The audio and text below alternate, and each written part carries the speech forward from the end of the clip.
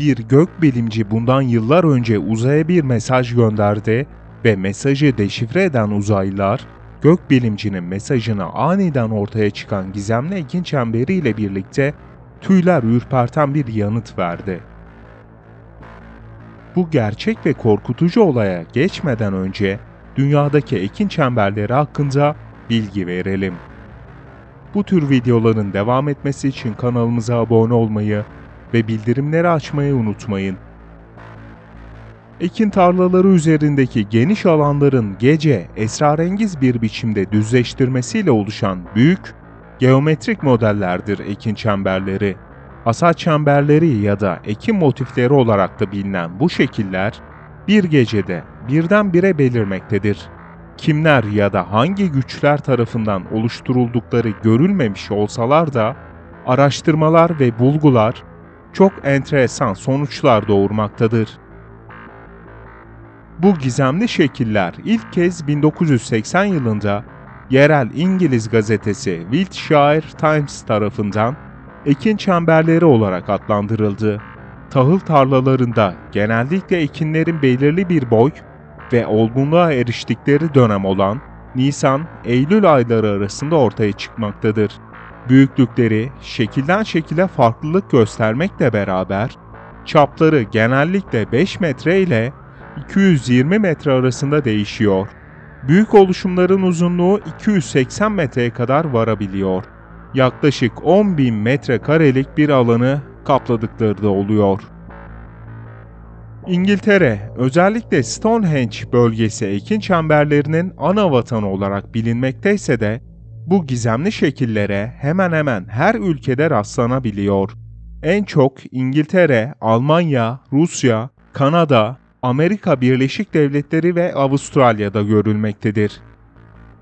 Bu şekiller, matematiksel anlamda kusursuz grafikler olan spiraller gibi pek çok değişik formda olabiliyor. Şekiller geometrik açıdan mükemmele yakın bir yapıya sahip. Ekin çemberleri genelde yay, üçgen ya da daire biçiminde olabiliyor fakat dikdörtgen ve poligon gibi başka biçimlerde oluşumlara da rastlanabiliyor. Ağustos 1972 yılında Güney İngiltere'nin Warminster bölgesinde önce bir UFO gözlemlenmiş, ardından da bir buğday tarlasında esrarengiz şekiller belirmiştir. İlk kez böyle gizemli bir olaya şahit olan bölge sakinleri, korkutucu ekin çemberlerini kimin ya da kimlerin yaptığını bulamadı. Yetkililerse olayın hemen ertesinde olay yerine gitti. Ekin çemberlerinin olduğu bölgeyi güvenlik şeridine alan yetkililer, bölgeye giriş ve çıkışları yasakladı ve buğday tarlasının sahibi olan çiftçi de dahil olmak üzere bölgeyi bir gün içerisinde boşalttı. Yetkililerin 3 gün süren araştırmasının ardından bölge halkı tekrar evlerine döndü. Ekin çemberlerinin olduğu alana giden tarla sahibi çiftçi gözlerine inanamadı. Çünkü ekin çemberinin olduğu alan tamamen kazılmış ve bir tane bile buğday ya da ekin çemberine dair bir iz bırakılmamıştı. Bu gizemli olayın ardından her yıl daha çok sayıda ekin çemberi ortaya çıktı. 1976 yılında Langenburg'lu bir çiftçi olan Edwin Furr, tarlası üzerinde uçan kubbe şeklinde araçlar gördü. O gece tarlayı araştıran Furr, burada 4 ekin çemberinin oluştuğunu fark etti. Bu olayı takip eden 3 gün boyunca UFO'lar gözlemlenmeye devam etti ve çemberlerin sayısı 7'ye ulaştı. Bir önceki olayda olduğu gibi yine istihbarat yetkilileri olay yerini abluk altına alarak geniş araştırmalar yaptı. Bütün olanlara şahit olan çiftçi Furr, olayın ardından bir gazeteye verdiği demeçte aynen şu ifadelere yer verdi. Böyle bir olayı ilk kez yaşıyorum. Ben dahil olmak üzere bu gizemli olaya hiç kimse anlam veremedi. Üstümüzde uçan gök cisimlerinin ardından yerde böyle şeyler belirmesi bizi korkuttu. Ancak en ilginç olanı ise hükümet yetkililerinin buraya gelerek yoğun çalışma yapmasıydı. Kafamı karıştıransa o yetkililerin olay karşısında bizden daha çok korkmuş olmasıydı.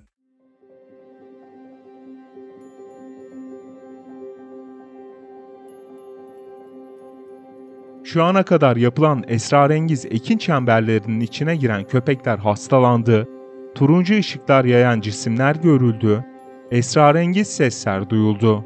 Bir çiftçi bu çemberlerin birinin içindeyken statik elektriğin hışırtılı sesini duyduğunu söylemişti. Ekin çemberleri hakkında UFO olaylarına örtbas etmeye çalışan istihbarat birimlerinin halkı yanlış yönlendirmek için ortaya attıkları bu oluşumların insanlar tarafından sahtekarlık amaçlı yapıldıkları hakkında inanışlar var. Bu oluşumlar o kadar gelişmiş ve komplike tasarımlara sahipler ki, bu birdenbire beliren devasa ve kusursuz şekillerin insan yapımı olabileceğini düşünmek neredeyse imkansız. Bunun kanıtlanması için bu şekillerin bazıları kopya edilmeye çalışıldı. Fakat küçük bir daire bile düzgün bir şekilde yapılamadı. Şekiller zamanla daha da karmaşıklaştı. DNA spiralini temsil eden şekillerden oldukça komplike matematiksel figürlere kadar uzanan bir çeşitlilik gösterdi. Bu yüzden ekin çemberlerinin sahtekarlık ürünü olduğu teorisi de bu şekillerin oluşumunu açıklamada yetersiz kaldı. Bu konuda en çok destek gören görüş, bu şekillerin dünyamızı ziyaret eden insan dışı zeki varlıklar tarafından yapıldığı görüşüdür.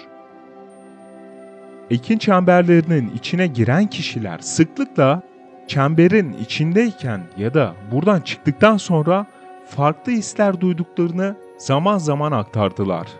Bu kişiler çemberlerin içindeyken aşırı baş dönmesi ve mide bulantısı yaşadıklarını söylediler. Hatta bazıları bu deneyimin ayaklarını yerden kestiğini bile ifade etti. Bazı insanlar da ekin çemberlerinin içindeyken kendilerinde iyileştirici güçler hissettiklerini bile iddia ettiler.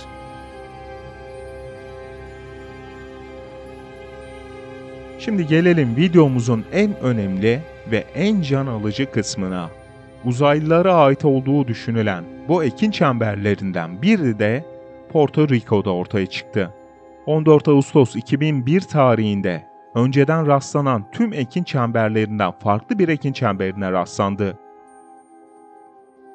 1974 yılında ABD'li gökbilimci Carl Sagan, Porto Rico'daki Arecibo teleskobunu kullanarak uzaya NASA'nın hazırladığı bir ikili kod gönderdi.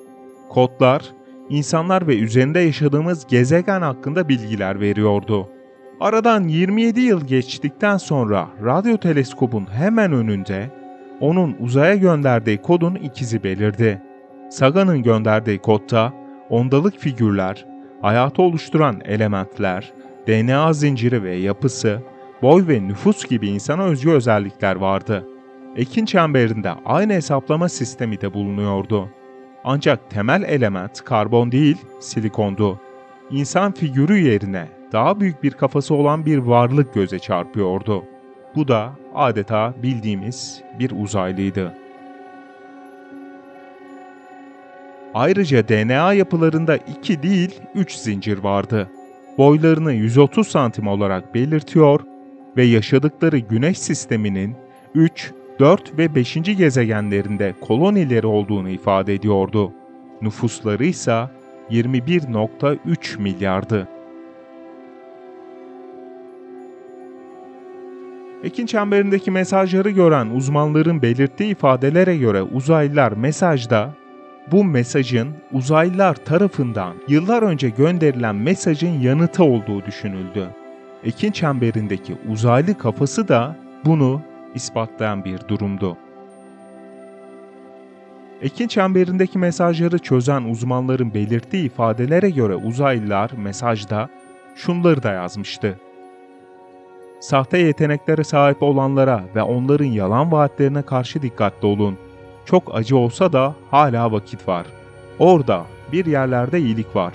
Bizler aldatmaya karşıyız. Kanal kapanıyor. Bu ürkütücü olayı bir bilim insanı kendi ağzıyla itiraf ederken, geçmişten günümüze hala gizemini koruyan ekin çemberlerinin uzaylılar tarafından mı yapıldığı, hangi amaçla yapıldığı, bizlere mesaj vermek mi istedikleri hala gizemini korumaktadır. Sizce ekin çemberleri bir sahtekarlık mı yoksa dünya dışı zeki varlıkların işi mi?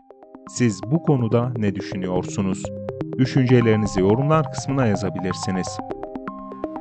Bu tür videoların devam etmesi için kanalımıza abone olmayı ve bildirimleri açmayı unutmayın. Bir sonraki videoda görüşmek dileğiyle.